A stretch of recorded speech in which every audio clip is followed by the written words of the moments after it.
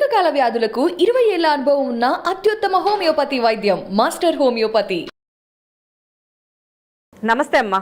నమస్తే తల్లి. అమ్మ, బ్రాహ్మీ ముహూర్తం. బ్రాహ్మీ ముహూర్తం అనేది చాలా గొప్పది అని చెప్పేసి పెద్దవాళ్ళందరూ చెప్తూ ఉంటారు. ఆ టైంలో లేచి చదువుకుంటే పిల్లలకి బాగా గుర్తుంటుందని, పెద్దవాళ్ళు అయితే ఆ టైంలో లేచి చదువుకుంటే అనుకున్న పనులు నెరవేరుతూ ఉంటాయని చెప్పేసి ఆ ముహూర్తం యొక్క గొప్పతనం గురించి వివరించండి అమ్మా. సృష్టి ప్రారంభం చేసినటువంటి బ్రహ్మ ఆ ప్రారంభించినటువంటిది సృష్టికి ప్రారంభం ఎట్లాగో ఒక రోజుకి ప్రారంభం అయినటువంటి సమయం బ్రాహ్మీ ముహూర్తం. అది ఎప్పుడు మొదలవుతుంది అంటే సూర్యోదయానికన్నా 2 గడియల ముందు. ఒక జాము అంటారు. 2 గడియలు అంటే 2:48 అనుకోండి. అంటే గంటన్నర పైగా, గంట ముప్పావు ఆ మధ్యలో ఆ సమయంలో మొదలవుతుంది. 6 గంటలకు సూర్యోదయం అవుతుందంటే బ్రాహ్మీ ముహూర్తం ఒక 4 గంటలకు అవుతుంది. అంటే దానికన్నా ముందున్న సమయం అన్నాం కదా, అందుకని ఆ సమయం ప్రశాంతంగా ఉంటుంది. ఇప్పుడు మామూలుగా బయట ఎలా ఉంటుందో ఒక గడియారం, మనిషి శరీరం కూడా ఒక గడియారం, జీవ గడియారం అంటారు, బయోక్లాక్ అంటారు. ఈ బయోక్లాక్లో ఎప్పుడు ఏ పనులు జరగాలో అప్పుడు జరుగుతూ ఉంటే ఈ బయోక్లాక్ చక్కగా వర్క్ చేస్తూ సమానంగా ఉంటుంది. మనకు అనేక అనారోగ్యాలకి కారణం ఈ బయోక్లాక్లో డిస్టర్బెన్స్. పగటిపూట నిద్రపోవడం, రాత్రిపూట మేలుకోవడం లాంటి వాటి వల్ల బయోక్లాక్ డిస్టర్బ్ అయ్యి ఎప్పుడు ఏం పని చేయాలో తెలియక లోపల మనకు కనపడనటువంటి అవయవాలు ఉన్నాయే, ఆ అవయవాలు పాపం కన్ఫ్యూజ్ అవుతాయి ఎప్పుడు ఏం చేయాలో తెలియక. అంటే ఈ రోజుల్లో చాలా మంది రాత్రి 12 గంటల వరకు మొబైల్ చూసుకుంటూ పొద్దున్నే 9 గంటలకో 10 గంటలకో లేవడం. కొంతమంది అయితేనేమో కాల్ సెంటర్స్లో వర్క్ చేసేవాళ్ళు నైట్ అంతా పనిచేసి పగలంతా నిద్రపోవడం. ఇలాంటివి చేయడం వల్ల కూడా లోపలంతా డిస్టర్బెన్స్ అనేది క్రియేట్ అవుతుంది. డెఫినెట్లీ ఉంది. ఇప్పుడు సంతానోత్పత్తికి తేడా రావడం ఏమిటి?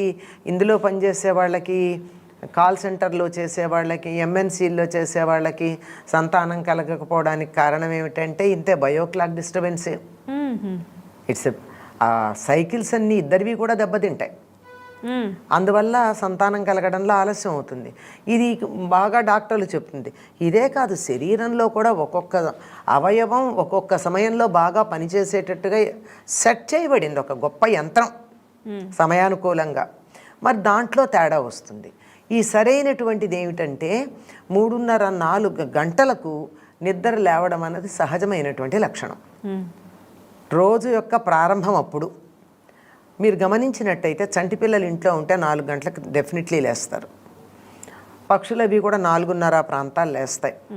మనకు కూడా తప్పనిసరిగా ఆ సమయానికి అటు ఇటుగా మెళుకు వస్తుంది. కానీ ఇటు నుంచి అటు తిరిగి దుప్పటి కప్పుకుంటే తీస్తే కప్పుకుని, ఫ్యాన్ ఆఫ్ చేసి ఆన్ చేసి ఇట్లాంటి పనులు చేసి మళ్ళీ పడుకుని హాయిగా పడుకుంటాం. అప్పుడు మెళుకు రాకుండా పోదు. అటువంటి సమయంలో, మేలుకొనవలసిన సమయంలో గనక మనం మేలుకున్నామంటే మన శరీరము మనసు 2 కూడా చక్కగా పనిచేస్తాయి. శరీరము మనసు 2 సరిగ్గా పనిచేస్తాయి. ఎప్పుడైతే మనసు చక్కగా పనిచేస్తుందో అప్పుడు మన నిర్ణయాలు బాగుంటాయి, తెలివితేటలు బాగుంటాయి, ఆలోచన విధానం బాగుంటుంది. సరే, శరీరంలో ఆరోగ్యం కూడా ఉంటుంది. మీరు పూర్వకాలంలో వాళ్ళు ఎక్కువ కాలం బతికేవారంటే ఎట్టి పరిస్థితుల్లో వాళ్ళకి ఉద్యోగాలకు వెళ్ళాల్సిన తొందర లేకపోయినా 4:30 కోడి కూసే సమయానికి పడుకునేవాళ్ళు కాదు ఎవరు. అది వాళ్ళు పూర్వకాలంలో పొలం పనులు చేసుకున్నా కానీ ఏది చేసుకున్నా నాకు కూడా గుర్తుందమ్మా. మా తాతగారు వాళ్ళు పొద్దున్నే 4 గంటలకల్లా లేచి టీ తాగుతూ ఉండేవారు అనమాట. ఇంత పొద్దున్నే లెగుస్తారేంటో అనుకునేదాన్ని. అయిపోయాయి 6 గంటలకల్లా ఇంట్లో పనులంతా అయిపోయాయి. కానీ ఇప్పుడు ఏంటంటే పెద్దవాళ్ళు కూడా చాలా మందిని చూస్తుంటే వాళ్ళు కూడా లేట్గా లేస్తున్న పరిస్థితి. కారణం ఏమిటంటే లేచి ఏం చెయ్యాలి అనేటటువంటి ఒక ప్రశ్న ఉంది. ఏం చెయ్యాలి ఏమిటి? బోలెడు పని ఉంటుంది చేయాలనుకుంటే, ఎంతో ఉంది కదా. అప్పుడు అసలు మనకు ఆలోచన చక్కగా పనిచేస్తుంది. రోజంతా మనకు అందుబాటులో ఉంటుంది. లేకపోతే తడితెక్కిడంటారే, గబా హడావుడిగా ఉంటుంది. ఇప్పుడు ఆ సమయానికి గనక లేచినట్టయితే ఏం జరుగుతుంది అంటే మిగిలినదంతా కూడా సమయానుకూలంగా, సమయానికి అనుసరించి, సమయానుసారంగా మన కార్యక్రమాలు నిర్వర్తించుకొని రాత్రి 9-9:30 ప్రాంతాలు పడుకున్నారనుకోండి, అప్పటికి 5:30, 6 గంటల నిద్ర అయిపోతుంది. ఆరోగ్యకరమైనటువంటి ప్రౌఢులు పెద్దవాళ్ళు 6 గంటల నిద్ర చాలు. మహా అయితే 7 గంటలు, అంతకు మించిపోతే అనారోగ్యం. 7 గంటల నిద్ర సరిపోతుందమ్మా? More than enough. 7 గంటల కన్నా ఎక్కువ పడుకుంటే అయితే అనారోగ్యం అన్నా అయి ఉండాలి, లేకపోతే అనారోగ్యం రానన్నా వస్తుంది. అంతకన్నా ఎక్కువ అవసరం లేదు. 5 నుంచి 7 గంటలు శరీర తత్వాన్ని బట్టి యావరేజ్లో 6 గంటలు చెప్తారు. 9ంటికి పడుకుంటే 12ంటికల్లా 3 గంటలు అవుతాయి. 12 నుంచి 4కి 7 గంటలు అవుతాయి. హాయిగా 7 గంటల నిద్ర, అంతకన్నా ఎక్కువ ఎందుకు మనిషికి? నిజానికి చెప్పాలంటే మనిషికి 1.5 గంటన్నర సరైనటువంటి నిద్ర సరిపోతుంది. ఈ 1.5 గంటన్నర గాఢ నిద్ర, ఏనుగులు తొక్కిన మెలకు రానంత నిద్ర, హఠాత్తుగా ఎవరన్నా లేపితే నేను ఎక్కడున్నాను, నా పేరేమిటి అని గుర్తు రానంత గాఢ నిద్ర 1.5 గంటన్నర అంతే. మిగిలిందంతా ఆ నిద్ర కోసం చేసే ప్రయత్నం, ఆ నిద్రలోంచి బయటకు వచ్చి బద్ధకం తీర్చుకుని నిత్యకృత్యంలో పడ్డానికి చేసే ప్రయత్నం. వీటిని తగ్గించుకోవచ్చు, కానీ అది మాత్రం చాలు.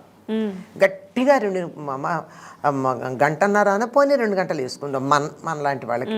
అంతకు మించినటువంటిది అవసరం లేదు. అసలైనటువంటి గాఢ నిద్ర అంతే. అంతకు మన్నా పడుకోరు. మనం అందరం కూడా మంచం మీద చాలాసేపు దొర్లినా పడుకునేది అంత సమయమే గాఢ నిద్ర ఉండేది. కనుక అది అయిపోయి శరీరము మనసు చక్కగా అలసట తీరి తేలికగా ఉంటాయి. ఆ తేలికగా ఉన్న సమయంలో ఏం చేసినా మనసులో గట్టిగా ముద్ర పడుతుంది. మన శరీరం మనసు హాయిగా ఉండడంతో పాటు వాతావరణం కూడా స్వచ్ఛంగా ఉంటుంది. ఇప్పుడు ఉన్నటువంటి పొల్యూషన్స్ పగలంతా ఉన్నది, రాత్రి ఉండవు. పొల్యూషన్స్ అనేక రకాలు. మనం వెహిక్యులర్ పొల్యూషన్ గురించి మీరు మాట్లాడుతున్నామేమో అనుకుంటారు. కాదండి, మనుషుల ఆలోచనలు, భావాలు అనే పొల్యూషన్స్ ఇవి ఎక్కువ ఉంటాయి. ఇవేవి ఉన్నా రాత్రి 11ంటికో 12ంటికో అందరూ ఊరుకుంటారు కనుక ఆ తర్వాత ఈ భావాల తాలూకు కిక్కిరిసిపోవడం కూడా ఉండదు, హాయిగా ఉంటుంది. అటువంటి సమయంలో ఏ పని చేసినా బాగుంటుంది కనుక ఆ బ్రహ్మ ముహూర్తంలో లేవమని, అప్పుడు కాసేపు ఒక్కసారి కళ్ళు మూసుకుని మీకు నచ్చినటువంటి దైవాన్ని రామ అనో కృష్ణ అనో తలుచుకున్నట్టయితే ప్రశాంతంగా మనసులో ముద్ర పడిపోతుంది. అప్పుడు చదువుకున్నదైనా ఉర్రకెక్కుతుంది. ధ్యానం చేసినా ధ్యానం నిలుస్తుంది. ఏ పని చేసినా నిలుస్తుంది. మీరు ఒక్కసారి ప్రపంచంలో అత్యధికమైనటువంటి ఉన్నత స్థానాల్లో ఉన్న వాళ్ళ యొక్క దినచర్యని మీరు అడిగి చూడండి. వాళ్ళందరూ 3:30కి లేచి, ఈ రోజుల్లో అయితే టీ తాగుతున్నారు, పూర్వం లేదు కాఫీనో టీనో తాగి 3:30 కల్లా మేము మా వర్క్ మొదలు పెడతాము అని చెప్తారు. మీరు అందరి దినచర్యలు గమనించండి. వాళ్ళు మాత్రమే అత్యున్నత స్థాయిలో ఆయా రంగాల్లో ఉన్నత స్థాయిలో ఉన్నటువంటి వాళ్ళు. 3:30కి లేచి వాళ్ళ దినచర్యలు మొదలు పెట్టేస్తారు. అంటే అప్పుడు స్నానం చేయమని ఏం చెప్పట్లేదు ఆ టైంకి. యోగా చేసేవాళ్ళు యోగా చేస్తారు, యోగ సాధన అది చేస్తారు, ధ్యానం చేస్తారు, చదువుకుంటారు, రాసుకుంటారు. ఆ టైంలో వాళ్ళకు వచ్చిన మెయిల్స్ చూసుకోవడం, ఆన్సర్స్ చేయడం.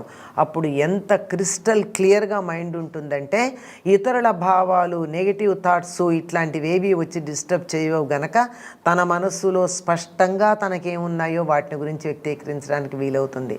రాయడానికి, చదవడానికి, సమాధానాలు చెప్పడానికి, ఆలోచన చేయడానికి, పరిష్కారాలు చేయడానికి, సాధన చేయడానికి, ధ్యానం చేయడానికి అన్నింటికి అనుకూలమైనటువంటి కాలం. బ్రాహ్మీ ముహూర్తానికి ఇంత పవర్ ఉందన్నమాట, శక్తి ఉంది. చాలా చక్కగా చెప్పారమ్మా. నమస్తే. నమస్తే.